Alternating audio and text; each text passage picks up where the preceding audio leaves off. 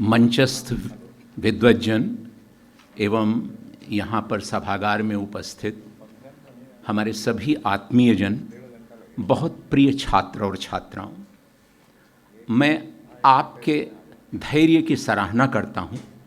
जिस स्नेह और शांति से आप सुन रहे हैं और जैन धर्म से संबंधित जो विद्वतापूर्ण बातें इस समय अभी हमारे पूर्व वक्ताओं ने की, उनको आप जिस धैर्य से सुन रहे थे, जिस स्नेह से सुन रहे थे, उसके लिए आपको बहुत बहुत साधुवाद और उसे आप अंगीकार करेंगे जीवन में।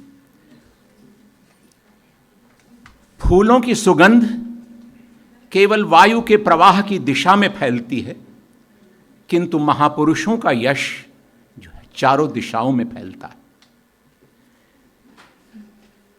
भारतीय संस्कृति क्या है, सबसे पहले दो वाक्यों में आपको बता दूं।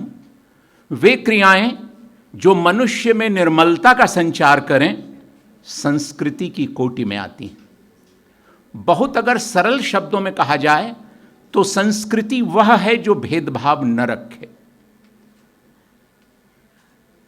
जन्म बिभ्रति बहुधा विवाचसम नाना धर्माणम पृथ्वी यथौकसम, अथर्ववेद की एक ऋचा है जिसका अर्थ है अनेक भाषाओं के बोलने वाले, अनेक धर्मों में विश्वास रखने वाले इस पृथ्वी पर निवास करते हैं। वास्तव में उनके पारस्परिक सद्भाव से जिस संस्कृति का विकास हुआ वह भारतीय संस्कृति। जहां तक जैन धर्म का संबंध है, आपने कला से संबंधित बातें सुनी, आपने साहित्य से संबंधित बातें सुनी। मैं आपके सामने सिर्फ कुछ ऐसी बातें रखना चाहता हूं जो मनुष्य के आदर्श महान हो सकते हैं, उसकी भावनाएं दिव्य और उच्च हो सकती हैं, लेकिन उन आदर्शों और भावनाओं को समाज के समक्ष रखने की जो क्षमता है वो सब में नहीं होती। भगवान महावीर के जीवन का एक उदाहरण आपके सामने रख रहा हूं, क्योंकि भगवान महावीर का 2550वां मोक्ष कल्याण वर्ष के उपलक्ष्य में यह आयोजन किया गया है। एक बार भगवान बुद्ध श्रावस्ती के पास नंगला नामक स्थान पर पधारे। बहुत ध्यान से सुनिएगा। एक बार भगवान महावीर श्रावस्ती के निकट नंगला स्थान पर पधारे और वहां उनके साथ उस समय का मृगार नाम का एक श्रेष्ठी उनके साथ थे। आज के टाटा बिरला की तरह आप उनको समझ सकते हैं। मृगार नाम के श्रेष्ठी के साथ जब भगवान महावीर नंगला पहुंचे तो भगवान महावीर ने मृगार से कहा, मृगार, श्रावस्ती में पौष्कर सादी नाम का एक ब्राह्मण है जो यज्ञ, हवन और कर्मकांड कराता है, उच्च कोटि का मंत्रों का विद्वान है, दृष्टा है। मैं उससे मिलना चाहता हूं, उससे कहो कि मुझसे मिलने के लिए आए। मृगार गए। पौष्कर सादी उस समय यज्ञ करा रहे थे। यज्ञ जैसे ही पूर्ण हुआ, पौष्कर सादी से मृगार ने कहा, आपको भगवान महावीर पधारे हैं, नंगला में हैं, आपका स्मरण कर रहे हैं, आप कृपया उनसे मिलने के लिए चलिए। इतना आदर था परस्पर। उठे पौष्कर सादी, पहले ही उठ के खड़े हो गए थे जब वो मृगार आए थे, और उनके साथ में भगवान महावीर से मिलने के लिए आए। दूर से ही भगवान महावीर ने कहा, आओ पौष्कर सादी बैठो। जब पौष्कर सादी बैठ गए तो उनसे कहा कि तुम हर दृष्टि से विद्वान हैं आप, और आप बहुत अच्छी तरह से मंत्रों का उच्चारण करते हैं जिसका प्रभाव होता होगा, लेकिन मैं आपसे चाहता हूं कि ऐसे अवसर पर जो पशुओं की बलि दिलवाते हैं आप, उस पशु बलि के लिए मैं कुछ आपसे कहना चाहता हूं। हर जीव में एक सी आत्मा होती है और मारने पर हर जीव को एक सी पीड़ा होती है। इसलिए मैं सोचता हूं कि आप मंत्रोच्चार के साथ सारे कार्य कराएं, लेकिन पशु बलि न कराएं। ये बात पौष्कर सादी की समझ में तुरंत आई और पौष्कर सादी ने कहा, भगवान आप बिल्कुल सच कह रहे हैं, अब मैं वहाँ पर पशु बलि नहीं दिलवाऊंगा। और उस दिन जो पशु, उनका पशुओं का बाजार लगता था, उन पशुओं के बाजार में से पशुओं को मृगार ने खरीद लिया, यथास्थान भेज दिया, और उस दिन से पशु बलि बंद हो गई थी। अहिंसा का व्यावहारिक दृष्टि से इतना बड़ा उदाहरण कितनी बड़ी बात है। ये तो मैंने एक उदाहरण आपके सामने रखा। जगह जगह जा जा करके भगवान महावीर ने अपने प्रयास से किस प्रकार अपनी अहिंसा की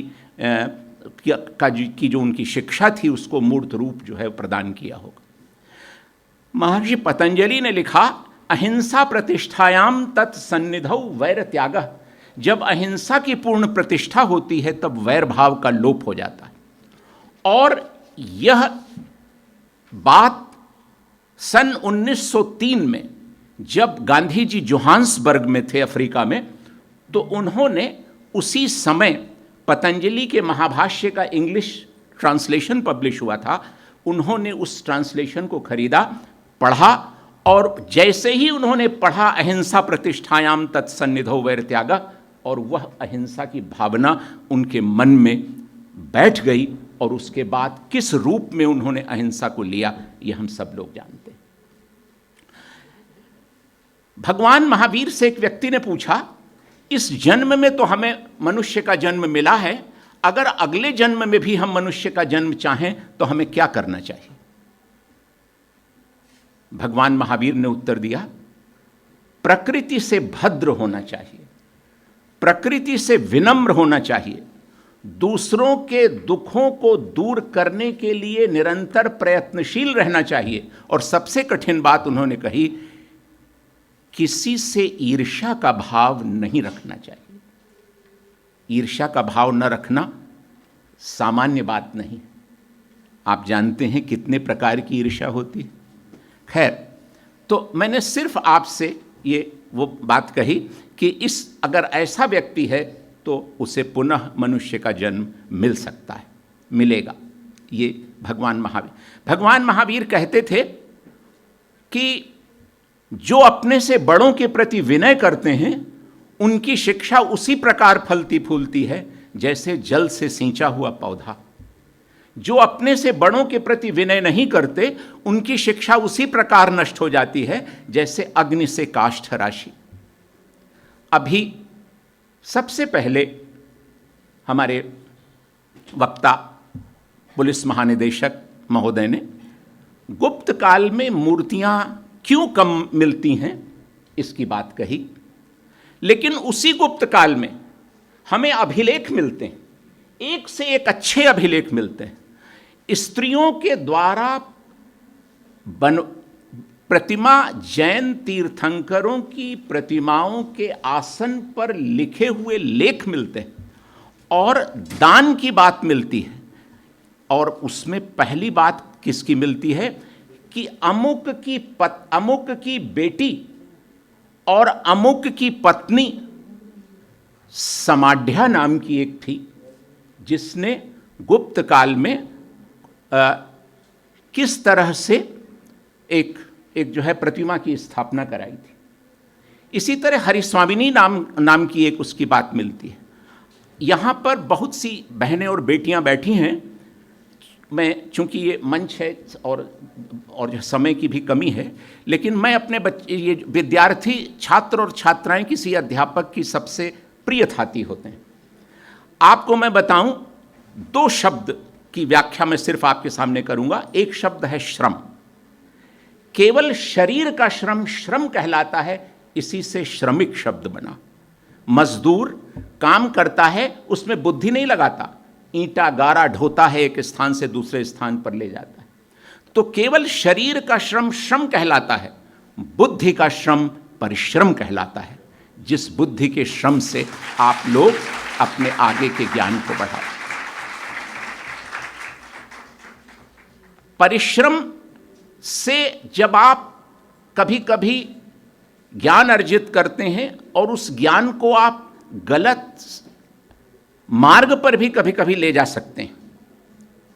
लेकिन एक तीसरे प्रकार का श्रम है जो केवल लोक कल्याण के लिए होता है।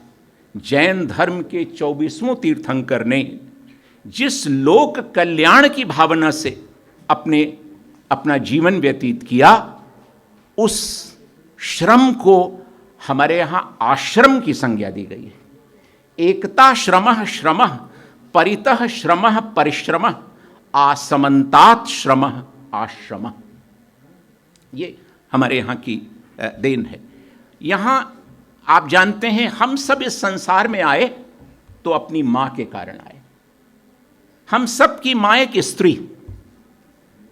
हमारे जीवन में कितना योगदान है। कल अंतर्राष्ट्रीय महिला दिवस था।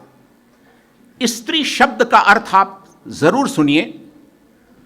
महर्षि पाणिनि ने आज से लगभग 2500 साल पहले अष्टाध्यायी की रचना की, और अष्टाध्यायी में उन्होंने लिखा, स्त्री शब्द इस्त्र शब्द से बना है, आधा सौर त्रा, इस्त्र शब्द से बना। इस्त्र का अर्थ है विस्तार, इसलिए स्त्री का शाब्दिक अर्थ है विस्तारिणी। जो मनुष्य के जीवन में प्रेम का विस्तार करती है, वंश का विस्तार करती है, बच्चों के माध्यम से ज्ञान का विस्तार करती है, वो स्त्री। और यहीं तक महर्षि पाणिनि सीमित नहीं रहे। आपके जीवन में सुरक्षा का विस्तार कौन करता है? अस्त्र और शस्त्र करता है, वहां भी आधा सौर त्रा है। आपके जीवन में ज्ञान का विस्तार कौन करता है? शास्त्र करता है, वहां भी आधा सौर त्रा है। आपके शरीर में परिधान का विस्तार कौन करता है? वस्त्र करता है, इसलिए वहां भी आधा सौर त्रा। छात्र शब्द कहां से आया? छात्र शब्द छत्र शब्द से बना है, जिसका अर्थ है छाता। छाता आकस्मिक असुविधाओं से हमें बचाता है। तेज बारिश हो रही है, तेज धूप है, छत्र हमें बचाता है। महर्षि पाणिनि ने अष्टाध्यायी में लिखा कि जिस प्रकार छत्र हमें आकस्मिक असुविधाओं से बचाता है, उसी प्रकार एक आचार्य को, एक गुरु को, उसका छात्र या छात्रा छत्र के समान बचाते हैं। ये नहीं कहा कि जो आचार्य है वो छत्र के समान होता है। आपको छात्र की परिभाषा मिल गई होगी। मैं बहुत समय नहीं लेना चाहता, क्योंकि अभी इसी बीच में हमारी जो संबोधन बहुत अच्छी तरह से मंच का संचालन कर रही है, वो खड़ी ना हो जाएं और हमसे वो ना करें कि आप बोलें। और मैं आप सबको बहुत बहुत साधुवाद देता हूं, और सबसे ज़्यादा साधुवाद मैं अभय कुमार जैन जी को और उनके साथ में शशि भूषण बालिका विद्यालय डिग्री कॉलेज के जो प्रबंधक हैं पंकज भट्टाचार्य जी को, उनकी जो प्राचार्या हैं अंजुम फातिमा जी, मेरे ख्याल से यही नाम है ना, अंजुम इस्लाम जी को मैं धन्यवाद देता हूं। सौरभ कुमार मिश्र जी को विशेष रूप से जो संयोजक हैं और बराबर से सबके साथ में जिन्होंने संयोजन स्थापित किया, मैं उनको भी बहुत बहुत साधुवाद देता हूं। और छात्र और छात्राएं तो हम सब की आत्मा होते हैं। आप सभी लोगों को बहुत बहुत नमन, बहुत बहुत धन्यवाद।